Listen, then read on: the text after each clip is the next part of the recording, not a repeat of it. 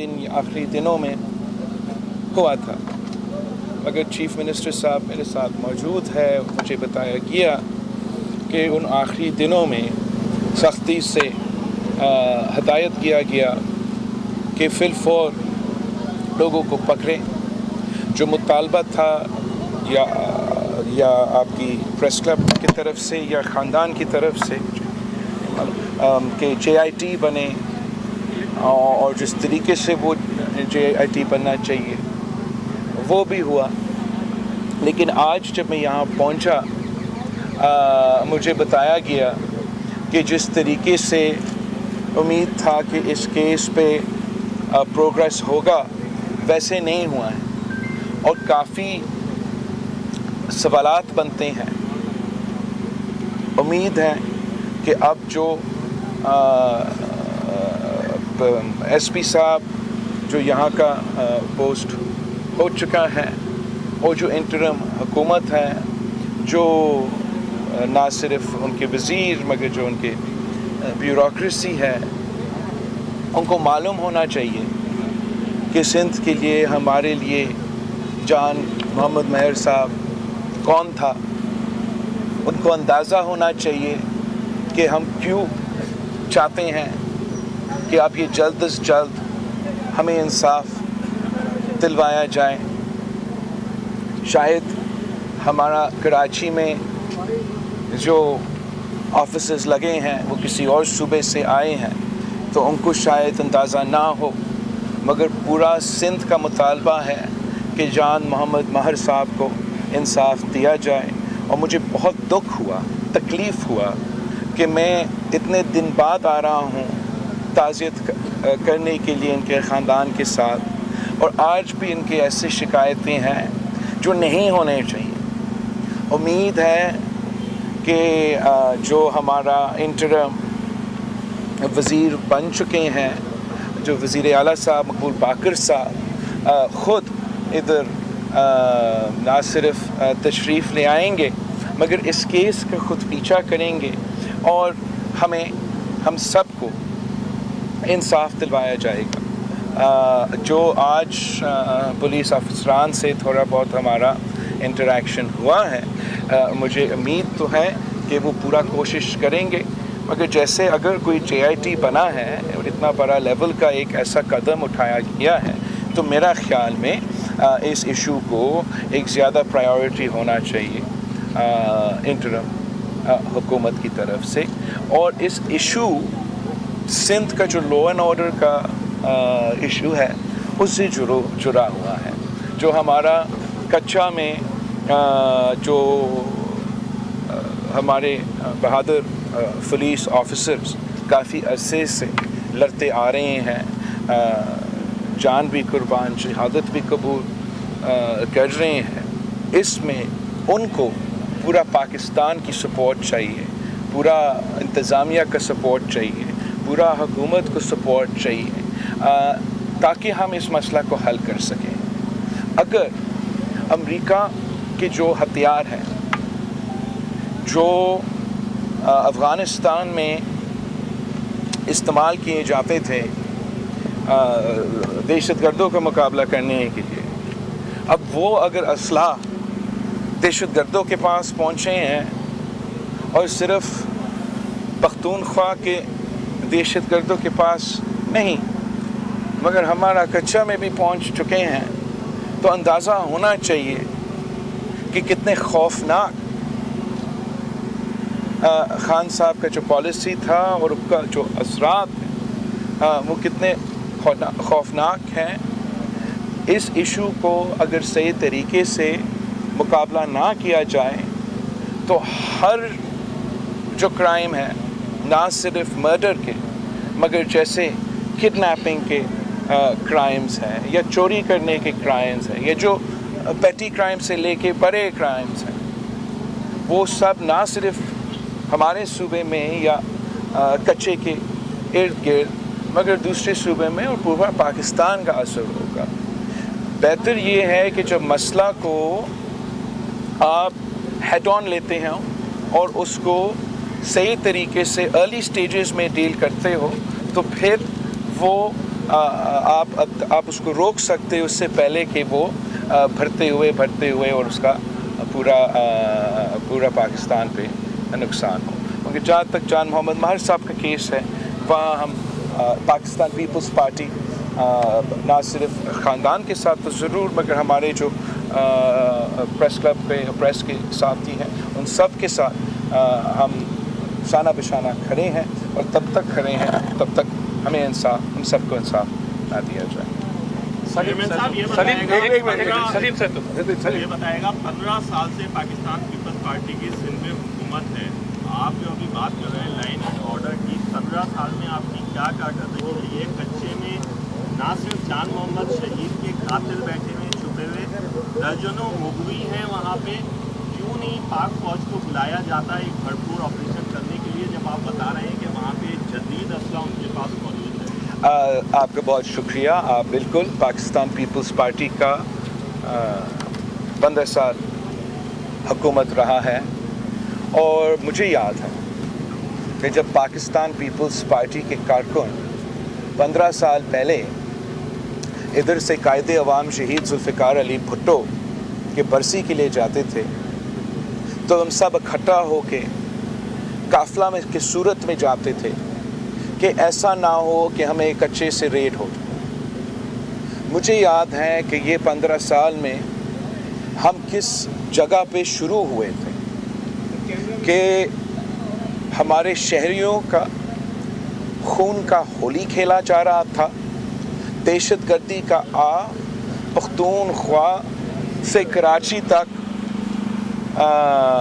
آپ سب کو نظر آ رہا تھا اور تب ہی افسوس کے ساتھ پاکستان کے حکمران اور سیاستدان میں ایک آسٹرچ پالیٹکس کا عادت ہے کہ وہ اپنا جو آسٹرچ پالیٹکس تو ہے وہ انگریزی کا ایک کہاوت ہے کہ جو آسٹرچ اپنا وہ سر چھپاتا ہے اور ان کو اندازہ نہیں ہے کہ چیزیں ان کے ارد گرد کتنے برے ہوتے جا رہے ہیں.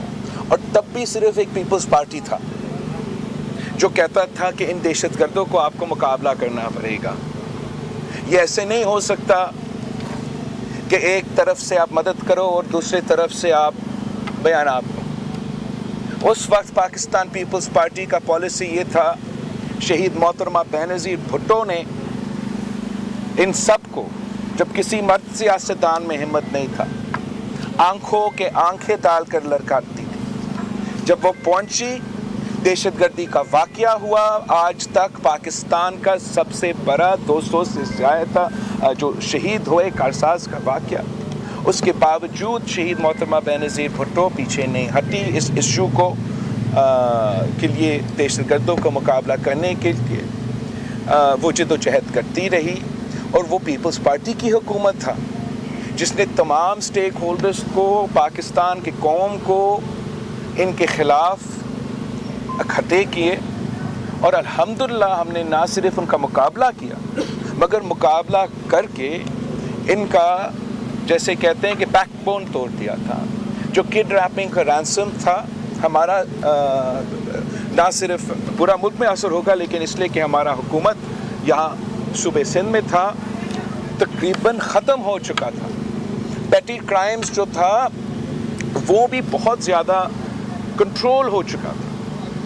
اب کیا ہوا ہے جس کی وجہ سے چاہے وہ مذہبی دہشت گردی ہو, چاہے وہ ہمارا کچا کے دہشت گرد ہو, چاہے وہی کڈنیپنگ یا کرمنل کے لوگ ہو, وہ نہ صرف یہاں, چاہے وہ بلوچستان ہو, جنوبی پنجاب ہو, پختونخوا ہو, وہ پھر سے اپنے سر اٹھا رہے ہیں.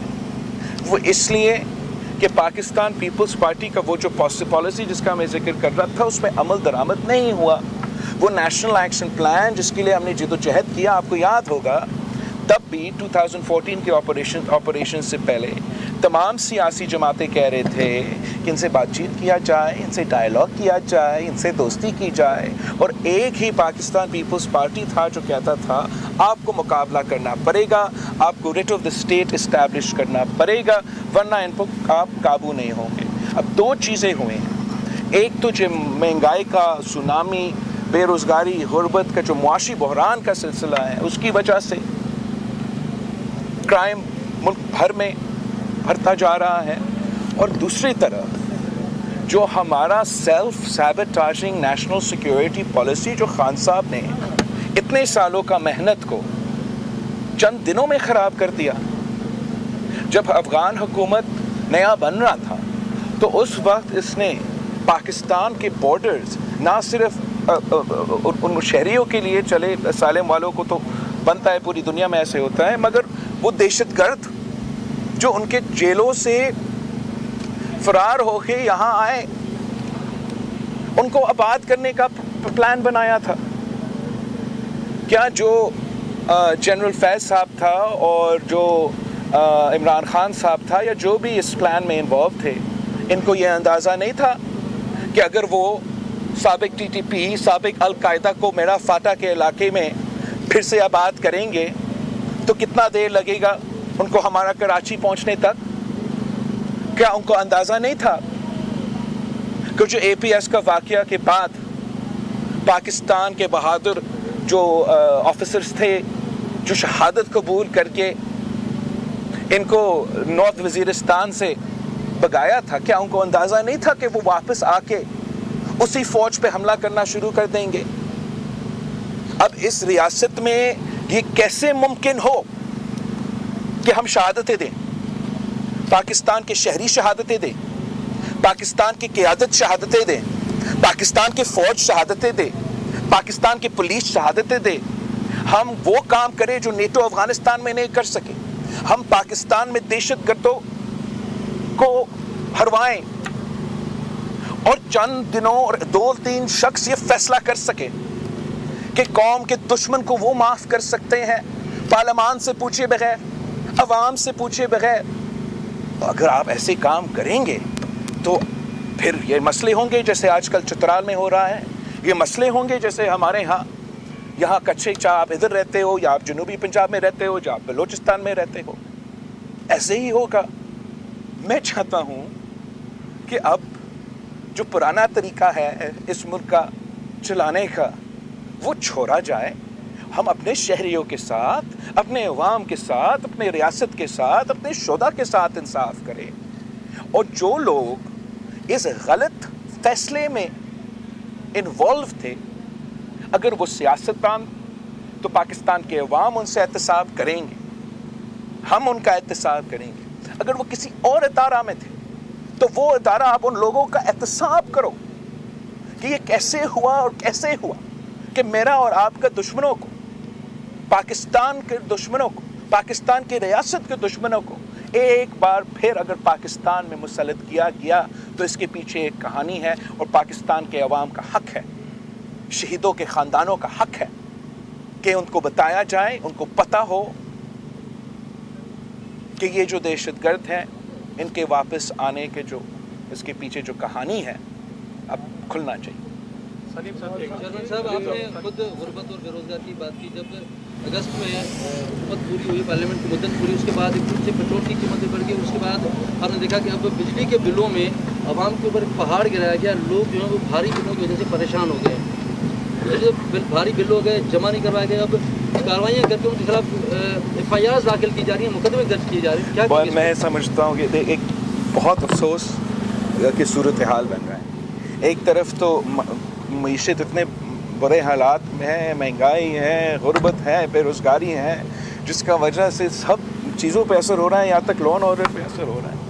اور تو ایک تو آپ لوگوں کو تکلیف میں آپ کی پالیسیز کی وجہ سے, آپ کا تو قصور نہیں ہے کہ عمران خان نے فیصلہ کر دیا کہ نہیں ہم نے آئی ایم ایف نہیں ماننا, آپ کا تو یہ قصور نہیں ہے.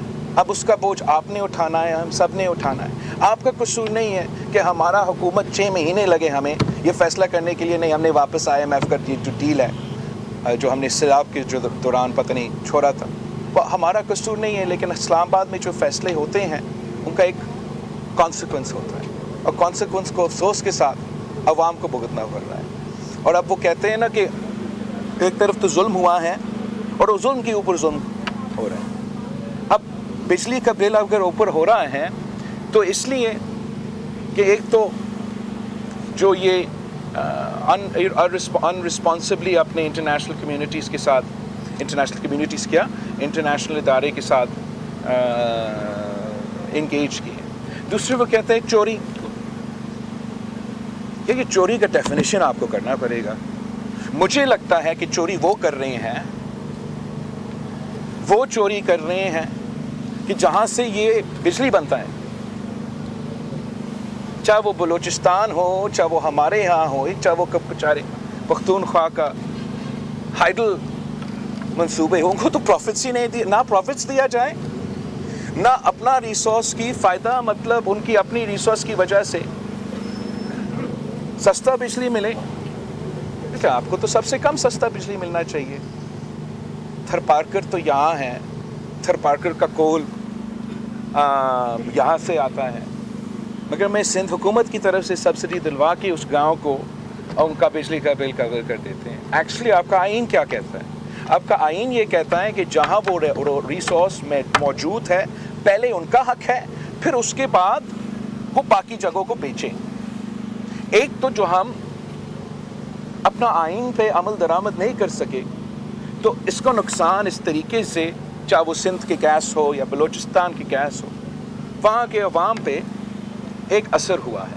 हमें कहा जाता है कि आप महंगा LNG खरीदो और जो आपका सस्ता गैस है हमें वो तो दूर दूर तक पहुंचाना है। तो इस नाइंसाफ़ी को हमें एड्रेस करना है। जब तक हम इस नाइंसाफ़ी को एड्रेस नहीं करेंगे तब तक आप इस बिजली का मसला को एड्रेस नहीं कर सकेंगे। मैं समझता हूँ उसका फ़ायदा होगा कि आप इसको एड्रेस करें, जिनका हक है पहले उनको मिले और फिर ये आगे हम इसको इस्तेमाल करें। तीसरा, जो बिजली का बिल आता है, चले IMF कहता है कि हमने प्राइस पे एक तरीके से चलना है, लेकिन IMF ये नहीं कहते हैं कि जहाँ आप बिजली दे भी नहीं रहे हो, मतलब 18 घंटे की बिजली नहीं है और बिजली का बिल ऐसे आता है कि आपने पता नहीं 24 घंटे बिजली चलाई है, तो चोरी क्या आप कर रहे हो या वो बिल भेजने वाला कर रहे हैं? ऐसे तो चले मैं मानता हूँ कि बिजली आप महंगा हो गया है और इस्तेमाल के मुताबिक फिर आप ज़रूर एक वो प्राइस ले, चार्ज करे, मगर ये कैसे मुमकिन है? मतलब हमारे यहाँ तो लिटरली 16-18 घंटे बिजली नहीं होता है और वो बिल ऐसे ही देते हैं जैसे हम पूरा दिन अपना वो चला रहे हो। कराची में भी 8 घंटे बिजली नहीं होते, मगर वो बिल ऐसे देते हैं जैसे हम सब 24 घंटे जो है। तो मेरा ख्याल में बहुत से तरीके हैं कि इस इशू को हम एड्रेस कर सकते हैं। हमारे पास इतने से नेचुरल रिसोर्सेज हैं, सोलर है, विंड है, मगर इस्लामाबाद का ब्यूरोक्रेसी, जैसे आपका थरकोल को 20 साल सैबोटाज किया और फिर आखिर हमने जब इस्तेमाल करना शुरू कर दिया तो आज थरकोल सबसे लीस्ट एक्सपेंसिव बिजली जो पाकिस्तान की ग्रिड पे प्रोवाइड होता है, सबसे चीपेस्ट, वो आपका थरकोल से आता है। वैसे ही जो हमारा सोलर और विंड के मंसूबे हैं, ये नेपरा वाले, ये जो वफाक में बैठे हैं, वो किसी भी सूबा, ना मेरा ना ये सूबा ना पंजाब का, किसी को नहीं चलने दे रहे। इनको फैसिलिटेट करना चाहिए। आज तक 1 साल में शहबाज शरीफ साहब वज़ीर आज़म था, हम सब हुकूमत में थे, 1 साल के अंदर मैं तो समझता हूँ कि हर डिवीज़न में, हर डिस्ट्रिक्ट के बाहर में सोलर पार्क खड़ा करके आप पे एटलीस्ट आपकी बिजली के बिल को तो इस पे असर कर सके। चले अगर ये वफाक वालों से नहीं हो सकता तो इंशाअल्लाह ताला अगली दफ़ा जब हम आएंगे, हम पब्लिक प्राइवेट पार्टनरशिप में हमने कर लिया है, as far as we are the only province that is shown that we have laid our own transmission line for electricity, we've set up our own power production। तो मेरा ना सिर्फ इस सूबा से मगर बलूचिस्तान से, जनूबी पंजाब से, पख्तूनख्वा, जहाँ आप दही इलाके में या ऑफ ग्रिड शहरों भी इन्होंने बिजली से महरूम रखा है, उनके हर डिस्ट्रिक्ट के साथ या कम से कम हर डिवीज़न में हम सोलर एनर्जी के मुताबिक पब्लिक प्राइवेट पार्टनरशिप के मंसूबे के तहत सोलर एनर्जी का, ग्रीन एनर्जी का बिजली खुद लगाएंगे, खुद वो पावर केबल ट्रांसमिशन लाइन आपको देंगे और ख़ुद आपके ये जो लोकली इस इशू को इंशाल्लाह ताला एड्रेस करेंगे। मुल्क के लिए क्या मैशियत ज़रूरी है या इलेक्शन ज़रूरी है? आप जो इतना इलेक्शन का शोर मचा रहे हैं, 2-4 साल बाद हो जाएंगे। اور ایک نیریٹو یہ بھی جنم لے رہا ہے کہ الیکشن جو ہے وہ ڈیلے ہوں گے. آپ کیا سمجھتے ہیں کہ الیکشن ڈیلے ہوں گے؟ اور سر سیاست میں عمر ایوب صاحب نے صدر ملتان کو خط لکھا یار آپ پلیز ایک ایک کریں. میں آپ کا یادداشت آپ سب پہ اتنا تکڑا ہوگا. میرے سوال کے لیے چاہتا اب آ جاتا ہوں میں. سر پیپلز پارٹی بھی صدر پاکستان سے مطالبہ کرتی ہے کہ وہ آئینی اختیار استعمال کرتے ہوئے الیکشن کی تاریخ دیں. نہیں ایکچولی ہم نہیں کرتے ہیں. میں نے اپنا جو GCC کا میں ذکر کرتا آ رہا ہوں اسی CC میں 90 دن کا تو اپنی جگہ ہمارا خیالات اور اس پہ تو بحث بھی آگے ہوگا. لیکن جہاں تک ڈیٹ کا اعلان کا اختیار وہ ہماری نظر میں میرا پارٹی کی نظر میں الیکشن کمیشن کے پاس ہے اور الیکشن کمیشن ہی ڈیٹ اعلان کرتے ہیں. اور یہی وجہ ہے کہ ہم الیکشن کمیشن سے ہی ریکویسٹ کریں گے کہ الیکشنز ٹائملی ہو. آپ یاد دلوائے مجھے اس لیے آپ 3 دفعہ مجھے انٹرپٹ کیا گیا. کہ ملک میں جو ہے ہاں وہ تو جہاں تک آپ کا سوال ہے اوبویسلی میں سمجھتا ہوں کہ ہر کسی کا جو اس وقت پرابلم ہے وہ مہنگائی ہے, وہ بے روزگاری ہے, وہ غربت ہے, وہ اپنا بجلی کا بل ہے, کھانے پینے کا اشیاء کا بل ہے, بچے کو کیسے اسکول بھیجیں گے, بزرگوں کا علاج کیسے کروائیں گے, یہی مسئلہ ہے. مگر میں سمجھتا ہوں کہ یہی معاشی مسائل کا جو حل ہے وہ عوامی راج ہے اور وہ صرف ہو سکتا ہے جب ہم الیکشنز کروا کے منتخب نمائندے کو اسلام آباد میں بٹھائیں گے, صوبے میں بٹھائیں گے, تو وہ آپ کی آواز ہوں گے, وہ آپ کو نمائندگی کر سکتے ہیں. جو آپ میں سے ہیں آپ کو نمائندگی کر کے ان ایشوز کو ایڈریس کر سکتے ہیں.